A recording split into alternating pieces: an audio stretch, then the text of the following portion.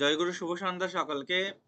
আলমানাক astro বৈদিক একাডেমির পক্ষ থেকে আমি শ্রী দিব্যসুন্দর হাজরা। আজকে আমি আপনাদের সামনে একটি বার চার্ট নিয়ে আলোচনা করব।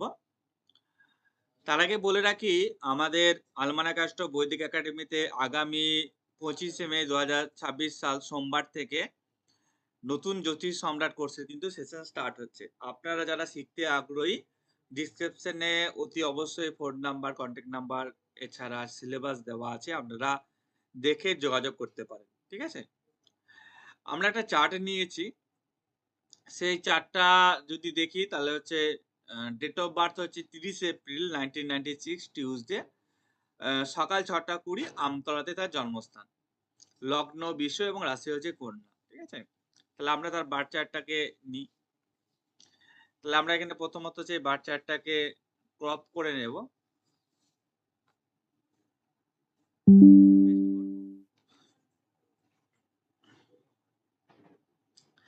আমরা নরমালি যদি এই চার্টটা নোটিস করি বা দেখি বা খেয়াল করি যে প্রেডিক্ট করবো কি, দেখুন যে কোনো বার চার্ট প্রেডিক্ট করতে গেলে প্রথমত হচ্ছে সেই বার চার্টে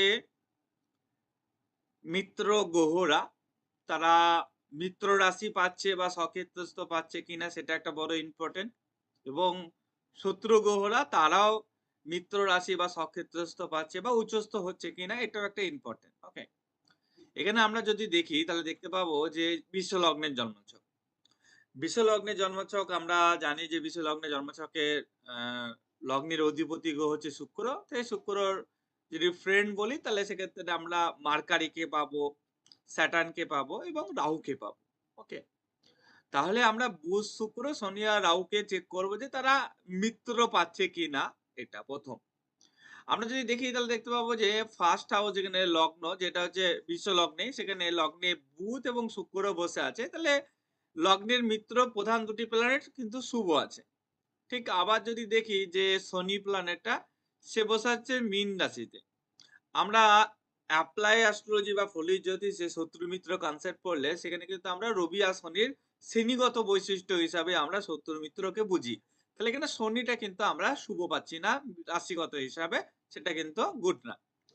আর এদিকে রাহু বসে আছে কন্যা রাশিতে। একটু আগেই বলেছি যে রাহু বুধ শুক্র শনি এদের সঙ্গে যাবে, তাহলে যেহেতু মিত্র রাশিতে অবস্থান করছে, তাহলে আমরা বলতে পারি মিত্র রাশিতে তিনখানা গ্রহ বসে আছে চারটি গ্রহের মধ্যে, যা যথেষ্ট পরিমাণ শুভ নির্দেশ করছে। তবে এই শুভত্ব কি বহন করে? এই শুভত্ব বহন করে একজন জাতক বা জাতিকা নিজের দৌলতে নিজের চেষ্টায় কি কি করতে পারে এটাকে নির্দেশ করে। তাহলে তখন লগ্নে যখন গ্রহরা মিত্রস্থ হয়েছে, হ্যাঁ, এবং দ্বিতীয় পঞ্চমপতি এবং ষষ্ঠপতি এরা লগ্নে মিত্র, মানে একজন সক্ষেত্রস্থ হচ্ছে ভেনাস আর একজন মিত্র হয়েছে দ্বিতীয় তার মানে ব্যক্তি নিজের মেধাকে কাজে লাগিয়ে কর্মজগতে এই শুভত্বটা পাবে, কারণ ষষ্ঠপতি কর্ম, আর পঞ্চম হচ্ছে মেধা, দ্বিতীয় হচ্ছে অর্থ, অর্থ কর্মের সাথে কানেক্টেড। যেহেতু লগ্নে আছে তাই আমরা বলতে পারি যে সেই জাতক বা জাতিকা অন্তত কর্মের জগতে বা নিজের কেরিয়ারের ক্ষেত্রে নিজেরই একটা বড় ভূমিকা থাকবে। কারো দৌলতে বা কারো সহযোগিতা সে তার কেরিয়ার পেয়ে গেছে, এই বিষয়টা কিন্তু আমরা এখানে দেখতে পাবো না। আমরা তারই কোয়ালিটি বা তারই মেধা বা তার এডুকেশনকে কাজে লাগিয়ে এটা, তাহলে মধ্য কথা হচ্ছে এমন কিছু বিষয়ে পড়াশোনা করবে সেই বিষয়ে যদি সে এগায় সে সফলতা পাবে, এটা ইন্ডিকেট করছে। ঠিক অনুরূপভাবে শনিকে পাইনি, তাই শনির কথা এখানে প্রসঙ্গ আসবে না। রাহুকে আমরা পেয়েছি পঞ্চমে। তা রাহু বোঝায় বর্তমান, আমরা যদি বলি তাহলে টেকনিক্যাল বা টেকনোলজি বা বর্তমান যুগে যে সমস্ত কাজকর্ম হয়ে থাকে। তাছাড়া আমরা শেয়ার মার্কেটের কথা বলতে পারি। তারপরে কোনো জায়গায় অনলাইনে কোনো কাজ বা কম্পিউটারের কোনো কাজ। মানে বর্তমান টেকনোলজির ক্ষেত্রে রাহুর একটা বড় ভূমিকা আছে। তাহলে 5th এ যখন রাহু আছে এবং সেটা মিত্র এবং লগ্নের মিত্র সাপেক্ষে যেহেতু রয়েছে 5th এ, তাহলে আমরা বলতে পারি যে ইনি একটা বিষয়ে জ্ঞানে সীমাবদ্ধ থাকবে না। অনেক জ্ঞান অর্জন করবে এবং সেই প্রত্যেকটা জ্ঞানকে বা মেধাকে সে তার কর্মক্ষেত্রে কাজে লাগাতে পারবে। এটা তার মিত্র রাশি লগ্নের বলছে। ওকে। এবার আমরা নোটিস করব যে লগ্নের শত্রু গ্রহরা কি বলছে। লগ্নের শত্রু গ্রহ বলতে যে তারা মিত্র পাচ্ছে বা সক্ষেত্রস্থ পাচ্ছে বা উচ্চস্থ পাচ্ছে কিনা। এই বাচ্চাটা দেখলে একটা ক্লিয়ার বোঝা যাবে। দেখুন বৃহস্পতি যে লগ্নের শত্রু গ্রহ সেও সক্ষেত্র আছে, মঙ্গল যে লগ্নের শত্রু গ্রহ সেও সক্ষেত্র আছে, রবি যে লগ্নের শত্রু সেও উচ্চস্থ আছে। আর এখানে আমরা চন্দ্রকে আমরা নেগেটিভ পাচ্ছি, কারণ চন্দ্র এখানে সকেতস্থ, উচ্চস্থ বা মিত্র রাশিগত কোনটাই নেই। আমরা জানেন তো একটা কথা খুব বিশ্বাস করি বা দেখি যে বার্থ চার্টে লগ্নের মিত্র গ্রহরা যদি মিত্রস্থ পায় বা উচ্চস্থ হয় বা সক্ষেত্রস্থ হয়, তাহলে আমরা এটা মনে করি যে সে পার্সন বা সেই জাতক যথেষ্ট পরিমাণ উন্নতি করতে পারে। কিসের যোগ্যতায়? নিজের কোয়ালিটি অনুসারে যেই ভাবকে রিপ্রেজেন্ট করবে সেই সংক্রান্ত। কিন্তু যখন আমরা শত্রুকের কনসেপ্ট পড়ি না, তখন আমরা অন্য কারোর ভূমিকা দেখতে পাই। আমি সহজ ভাষায় মনে করি যে শত্রু গ্রহরা বার্থ চার্টে মিত্র রাশি হয় বা সক্ষেত্রস্থ হয় বা এক্সল্টেড থাকে, সোজা কথা হচ্ছে এটা ভাগ্য আমাদের। আমরা যদি মনে করি যে কে বেশি ভাগ্যবান, ঠিক আছে? যে ভাগ্যবান মানে যার জীবনে কাজ ইজি হয়ে যায় বা যে জীবনে না করেও অনেক কিছু ভোগ করতে পারে বা পেতে পারে। তাহলে সেই কনসেপ্টে পড়তে গেলে আমরা দেখতে পাবো যে জুপিটার রয়েছে। জুপিটার কি? জুপিটার হচ্ছে 11th লর্ড 8 এ বসে আছে। 11th লর্ড 8 এ বসে আছে এবং সক্ষেত্রস্থ হয়ে। তার মানে ইনি আনএক্সপেক্টেড, অষ্টম আনএক্সপেক্টেড এর জায়গা 11th হাউস মানে ইনি অনেক কিছু প্রাপ্তি পেতে পারেন বা অনেক কিছু পাবেন। এটা আমরা বলতে পারি।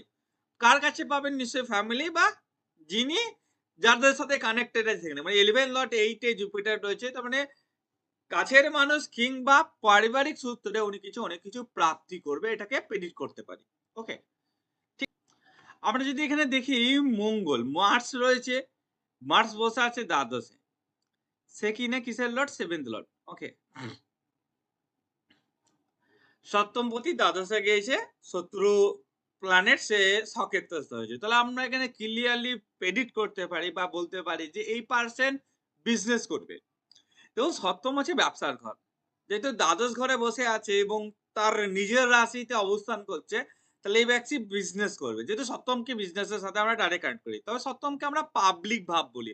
প্রাইভেট সেক্টরেও যেহেতু আমরা প্রাইমারি স্টেজে এনার বার্থ চার্ট সাপেক্ষে দেখেছিলাম যে ইনি মেধা বা জ্ঞানকে কাজে লাগিয়ে নিজের একটা বেশ ভালো জায়গায় পৌঁছাতে পারে। এখানে আমরা পাচ্ছি আবার যে ইনি পাবলিকলি কিংবা বিজনেস এই ক্ষেত্রে। তার মানে ইনি চাকরি করতেও পারে। সেটা কথায় প্রাইভেট সেক্টরে, ইনি বিজনেসও করবে। তাহলে চাকরি প্লাস বিজনেস বোথ তার দেখাচ্ছে। তাহলে একসাথে দুটো করার সম্ভাবনা এই চার্টে বহুত। কেন বহুত? কারণ আমরা যখন লগ্নে মিত্র ও রাহুকে 5th এ পেয়েছিলাম, তখন আমরা পেয়েছিলাম যে একসাথে একাধিক বিষয় করার কিন্তু সম্ভাবনাকে বৃদ্ধি করছে। তাই সেই পরিপ্রেক্ষিতে আমরা এখানে প্রেডিক্ট করতে পারি যে বলতে পারি যে 7 লর্ড 12 এ মার্স রয়েছে, লগ্নের শত্রু গ্রহ। তো ইনি ব্যবসা বা বিজনেস, ইনি চাকরি করলেও ব্যবসা করার সম্ভাবনা রয়েছে।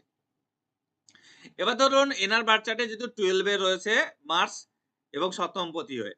সপ্তমকে আমরা বোঝাই আমি ছাড়া সবাই, মানে অপোনেন্ট পারসন, ঠিক আছে? বা ইত্যাদি। তাহলে অপোনেন্টেরও একটা বড় ভূমিকা বা সহযোগিতা উনি কিন্তু মেজর টাইমই পাবে। মেজর কারণ মার্স আছে না? মার্স ইন জেনারেলি লাইফে যখন খুব স্ট্রাগল আসে বা একটা ইম্পোর্টেন্ট টাইম আসে বা মেজর পিরিয়ড আসে, তখন এই মার্সের ভূমিকা আমরা কিন্তু অত্যধিক দেখতে পারি। তার মানে এই যে দ্বাদশকে আমরা এখানে মুক্তি বা সমাধানের রাস্তা। তাহলে অপোনেন্ট এর কারণে আপনার লাইফে যদি কোনো বড় ট্রাবল আসে, এটাই লাক যে আপনি বেরিয়ে আসতে পারবেন কারো সহযোগিতায় বা হেল্পিং হ্যান্ড এর থ্রুতে। ওকে? তারপরে আছে ধরুন এই যে সান বসে আছে 12 এ উচ্চস্থ হয়ে, যে কিনা 4th লর্ড। 4th লর্ড 12 এ গেছে, শত্রু গ্রহ উচ্চস্থ হয়েছে। তাহলে আমরা ক্লিয়ারলি বলতে পারি যে ইনি জন্মস্থান থেকে দূরে গিয়ে এনার যে ডেস্টিনি বা ভাগ্য সেটা কিন্তু আরো বেশি করতে পারবে। এটা কনফার্মেশন আরো বেশি, যখন 4 লর্ড 12 এ থাকলে সবাই করতে পারবে এমনটা নয়। যেহেতু চতুর্থপতি দ্বাদশে বসে আছে এবং সেটা এক্সল্টেড মানে উচ্চস্থ আছে। ঠিক আছে? বা আমরা বলতে পারি যে শত্রু গ্রহ মিত্র রাশিতে রয়েছে, উচ্চস্থ রয়েছে, যার কারণে লাকিলি মানে এই যে অপরচুনিটি বা সুযোগ বাইরে যাওয়ার, এটা তো পেতে হবে। অনেকেরই বার্থ চার্টে থাকে যে অপরচুনিটি বা সুযোগ কিন্তু সঠিক সময়ে আসে না। তাই এনার ক্ষেত্রে সেই অপরচুনিটি বা সুযোগ কিন্তু ইজিলি আসবে। মানে কাউকে ধরুন চেষ্টা করেও সে হয়তো 25-36 বছর বয়সে গিয়ে অপরচুনিটি পেয়ে বাইরে গিয়ে তার উন্নতি হচ্ছে।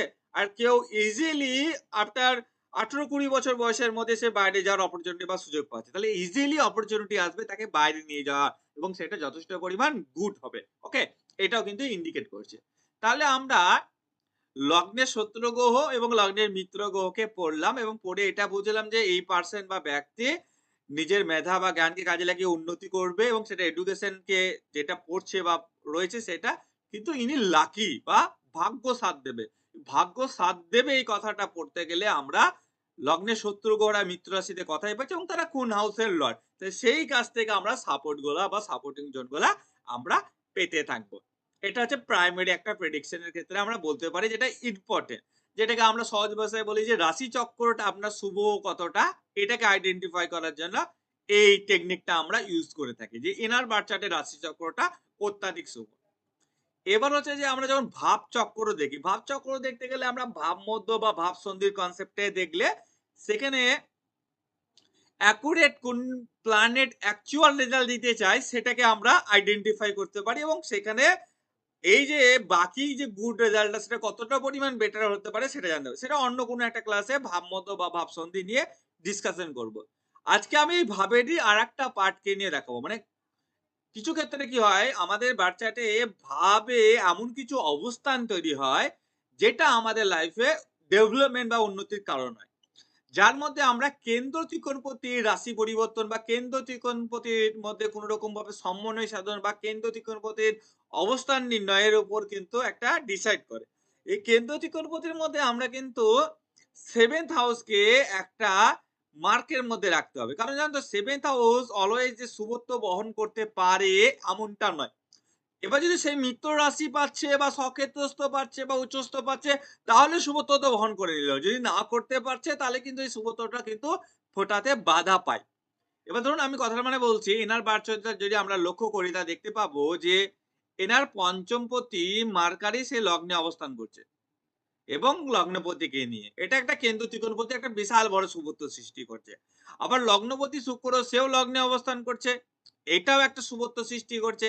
এবার ধরুন আমরা কেন্দ্র ত্রিকোণপতি বলে চতুর্থ ভাবও দেখি ধরুন চতুর্থপতি দ্বাদশে বসে আছে। ম্যাটার না।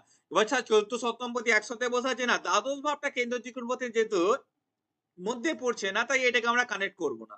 ঠিক অনুরূপভাবে নবমপতি যে শনি সে একাদশে রয়েছে আমরা কানেক্ট করব না। তাহলে আমরা এখানে কেন্দ্র ত্রিকোণপতি যে কানেকশনটা পাচ্ছি একটা পঞ্চমপতি লগ্নে মার্কারি এবং লগ্নপতি লগ্নে এবং একসাথে লগ্নে সমন্বয় করছে যেটাকে আমরা কেন্দ্র ত্রিকোণপতির কম্বিনেশন হিসাবে বলি যে এই ব্যক্তি বা যেকোনো ব্যক্তির যে বাচ্চাটি যদি থাকে তাহলে কিন্তু কখনো থেমে থাকে না। আস্তে, আস্তে, আস্তে, আস্তে জীবনে কিন্তু উন্নতির শিখরে পৌঁছাতে পারি। আপনারা যদি আমার লেখা ফলিত জ্যোতিষ গ্রন্থ পড়েন সেখানেও কিন্তু এই কেন্দ্র ত্রিকোণপতি এই যোগটার কথা এটা যথেষ্ট পরিমাণে একটা শুভ। কারণ একজন ব্যক্তির বার্থ চার্ট যদি শুভত্ব বহন করে রাশির দিক থেকে আমরা যদি ভাবমধ্য কনসেপ্টে পাই তাহলে ভেরি গুড, যদি নাও পাই তাহলে বার্থ চার্টে কেন্দ্র ত্রিকোণপতি যে কম্বিনেশন বা কানেকশন লগ্ন সাপেক্ষে তৈরি হয় সেটা যদি ভালো জায়গায় তৈরি হয় তাহলে সেই ব্যক্তি বা পার্সন যথেষ্ট পরিমাণ উন্নতি বা ডেভেলপমেন্ট করতে পারে, এটা প্রেডিক্ট করতে পারি। এবার চলে আসি মেন বিষয়, সেটা হচ্ছে যে আমরা বার চার্ট করলাম, তার উন্নতি দেখলাম, সে কথায়, কথায় বেনিফিট পাবে সেটা দেখলাম। এবার হচ্ছে যে সে কথায়, কথায় কষ্ট পাবে বা তার লাইফে সমস্যা বা প্রবলেম তৈরি করবে। প্রবলেম তৈরি করার রুলস হচ্ছে সিম্পলি যে আমরা যখনই একটা বার চার্ট দেখছি বা দেখে থাকি তখন দেখবো যে কথায়, কথায় একসাথে একাধিক প্রাপক গ্রহের কম্বিনেশন তৈরি হয়েছে। যেই সমস্ত জায়গায় একাধিক প্রাপক গ্রহের কম্বিনেশন তৈরি হয় সেই সমস্ত জায়গা বিষয়বার নিয়ে আমরা কিন্তু দশা অন্তর্দশা যখন নেগেটিভ আসে তখন আমরা কিন্তু সমস্যা পাই। তো এই যে শনি কেতু একাদশে বসে আছে তাহলে এইটা একটা সমস্যার জায়গা বলতে পারি। আবার ধরুন রাহু পঞ্চমে বসে আছে এটা কিন্তু কোনো সমস্যার জায়গা নেই। কিন্তু সমস্যা এই কারণেই কারণ ওখান থেকে শনির দৃষ্টি আছে। আমরা যখন একটা কোনো পাপক গ্রহ বসে থাকে এবং আরেকটা পাপক গ্রহের দৃষ্টি পড়ে সেটাকেও কিন্তু আমরা সমস্যা বলে পরিগণিত করে থাকি। এবার হচ্ছে আমরা যদি খেয়াল রাখি যে রাহু দৃষ্টি দিয়েছে দ্বাদশ দৃষ্টি 6 হাউসে এবং মঙ্গলেরও দৃষ্টি কিন্তু 6 হাউসে আছে। তো সেটাও কিন্তু আমরা সমস্যা বা প্রবলেম ক্ষেত্রে বলতে পারি। তাহলে 6 হাউসটাকেও আপনাদেরকে মার্ক করে রাখতে হবে। এবার হচ্ছে ধরুন আমরা যদি খেয়াল করি তাহলে দেখতে পাবো শনির ৩য় দৃষ্টি লগ্নভাবে আছে, আবার ওইদিকে রাহুরও দৃষ্টি কিন্তু লগ্নের উপর আছে। তাহলে লগ্ন ভাবটাও আমার কিন্তু মার্কেট জায়গায় কিন্তু চলে আসবে। লগ্নের ভাবটাও কিন্তু আমাদের মার্কেট জায়গায় চলে আসবে। এবার যদি নোটিস করা যায় তাহলে দেখতে আচ্ছা, আর যদি নোটিস করা যায় সেরকম কোনোভাবে নেগেটিভ পাচ্ছি না। তাহলে মূলত লগ্ন, পঞ্চম, ষষ্ঠ, একাদশ এই ৪ খানা ভাব নিয়ে এনার লাইফে একটা সমস্যা বা এনার লাইফে প্রবলেম। তা দেখুন লগ্ন যেহেতু এসেছে, ছয় এসেছে, হেলথ এর ট্রাভেল হঠাৎ করে একটা সমস্যা দেবে। লগ্ন আর 6 এটা এসেছে। একাদশ যেহেতু এসেছে নেগেটিভ, তার মানে দেখুন যতই আমরা অন্যের কারণে প্রাপ্তি বোঝাচ্ছিলাম, ইনি যে নিজের কারণে সফলতা পেতে পারে, সে সফলতা শিখরে পৌঁছাবেন। কিন্তু সহজে না। এখানে কিন্তু একটা বাধা পাবে। সহজে কখন হবে? যখন ওই পারসন বা ওই ব্যক্তি অন্য কারো সহযোগিতা পাবে তবেই গিয়ে। কারণ আমরা 7 লর্ড 12 এ স্বক্ষেত্রস্থ পেয়েছিলাম সেই কারণে। তাহলে একাদশ কিন্তু এইটা একটা নেগেটিভ বোঝাচ্ছে। আর পঞ্চম যেহেতু নেগেটিভ আছে তার মানে এনার যদি প্রেমেজ সম্পর্ক বা এনার আ সন্তানাদির বিষয় নিয়ে কনসেপ্ট এ বলা হয় বা এনার মন মানসিকতা সেই জায়গায় কিন্তু কষ্ট দুঃখ কিছুটা পরিমাণ রয়েছে বা কিছুটা ঘাত-প্রতিঘাতের জায়গা উনি পাবেন। এই বিষয়ে এটা আমরা প্রেডিক্ট করতে পারি। তাহলে আমরা একটা বার চার্ট সাপেক্ষে কতটা ভালো, কতটা খারাপ ইত্যাদি কিন্তু আজকে শিখলাম। আশা করি আপনাদের কাজে লেগে থাকবে। যদি ভালো লেগে থাকে অতি অবশ্যই কমেন্ট করে জানাবেন। সকলে ভালো থাকুন, সুস্থ থাকুন। নমস্কার।